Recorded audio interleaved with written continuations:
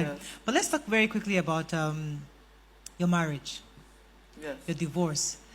When the divorce happened with your ex, I noticed that there wasn't a lot of mudslinging from either of you. There was just quietness. We're all hurt and heartbroken that how can their marriage break up?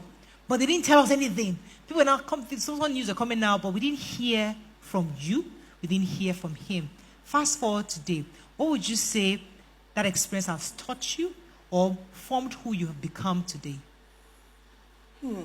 Okay. First of all, you didn't hear anything because it was none of your business. Certainly, please.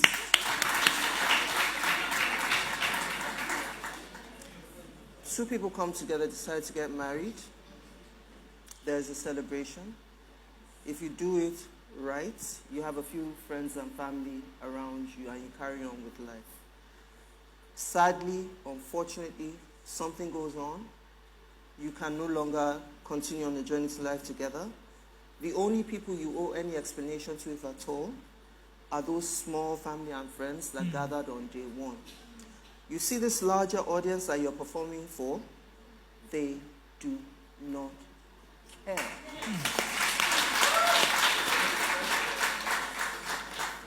And God forbid, I don't know about you, and you people watching, which one is my camera? You people watching at home. It's everywhere. But I, personally, will never knowingly give myself up as clickbait.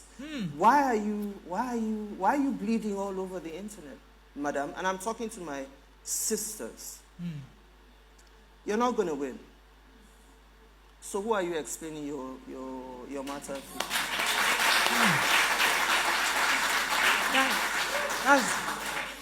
You spend, the end of a relationship, any relationship, talk less of a long-term marriage, is painful.